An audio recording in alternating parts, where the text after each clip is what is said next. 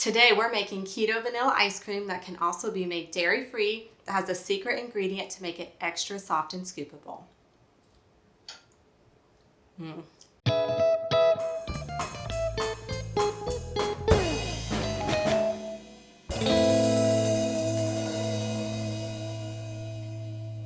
I tried really hard to create an ice cream recipe for you guys that's really simple to make. We don't have to worry about tempering eggs or anything in this recipe because it's egg-free, but we are going to simmer the mixture and let it reduce by about half because I found that this results in the best texture and taste rather than just whisking everything together.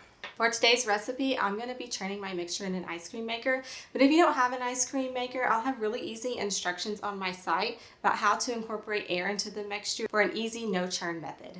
We're going to start by adding the ingredients to a saucepan.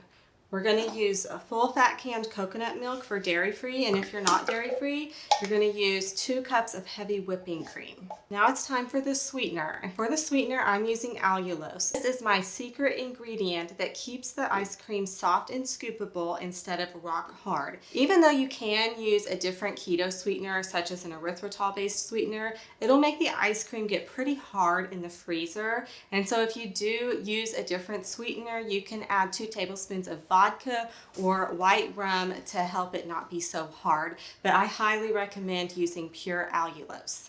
Okay, and now we're going to add 2 tablespoons of butter or non-dairy butter for the dairy-free version. Now we're going to bring this to a boil and allow it to simmer for 25 to 35 minutes or until it's reduced by about half and has thickened. And this will help with the texture and will give the ice cream nice caramel tasting undertones.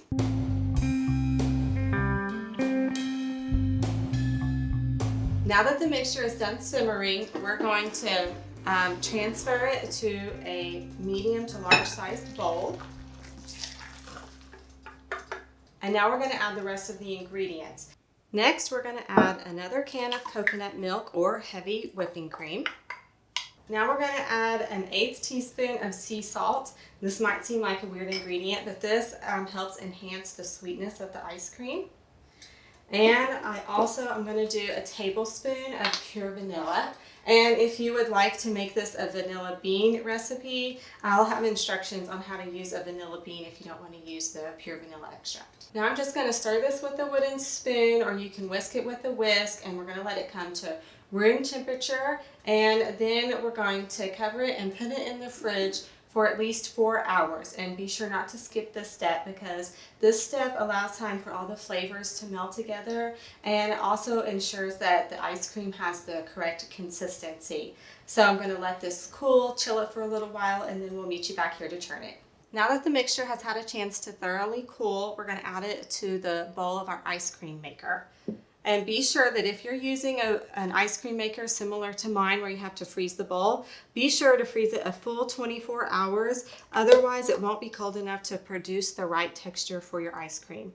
And I like to churn mine around 20 to 30 minutes until it's nicely thickened. But be sure not to just keep churning and churning because otherwise it might turn into whipped cream. Wow, this turned up beautifully. It's nice and thickened. It has a really good soft serve-like consistency. And you can go ahead and eat it at this point, or you can cover it and freeze it for about 4 to 8 hours until it's firmed up a little bit so it'll create nice, pretty scoops. I'm going to go ahead and try this. Just looks so good. It's really creamy and smooth with a really nice vanilla taste. If you liked this recipe, be sure to hit that subscribe button and then hit the notification bell below to be alerted each time I post a new video.